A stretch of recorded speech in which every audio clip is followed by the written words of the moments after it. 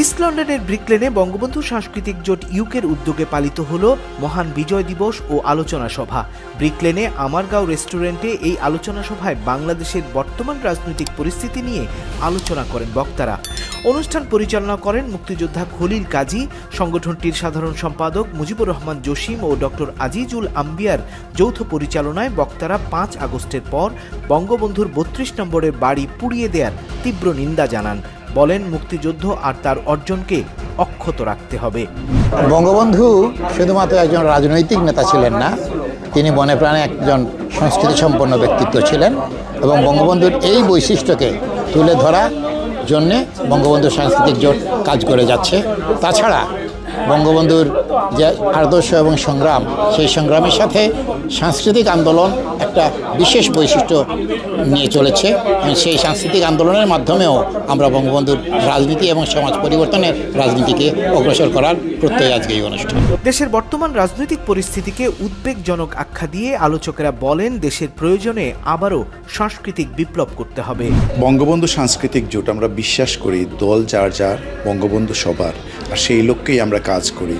আজকে আমরা যে দেখছি বাংলাদেশের যে অবস্থা, বঙ্গবন্ধুকে সবাই দলীয়করণ করার চেষ্টা করতেছে। বঙ্গবন্ধু জাতির পিতা, বঙ্গবন্ধু শতাব্দীর মহানায়ক।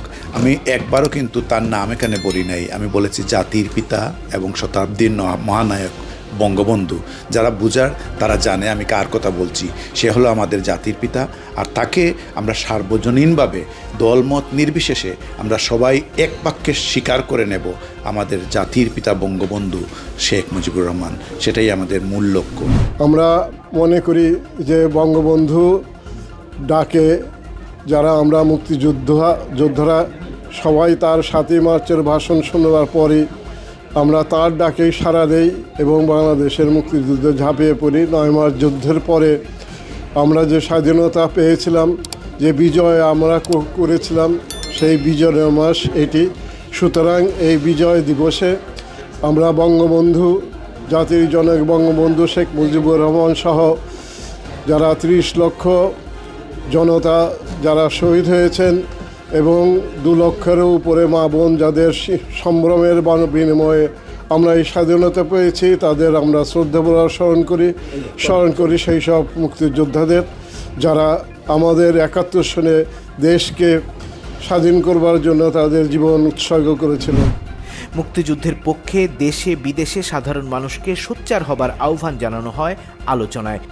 অনুষ্ঠানে ব্রিটেনে অবস্থানরত মুক্তিযোদ্ধারা ছাড়াও বক্তব্য রাখেন সামাজিক ও সাংস্কৃতিক সংগঠনের নেতৃবৃন্দ।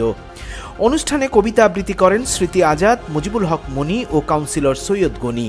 Politika TV news desk.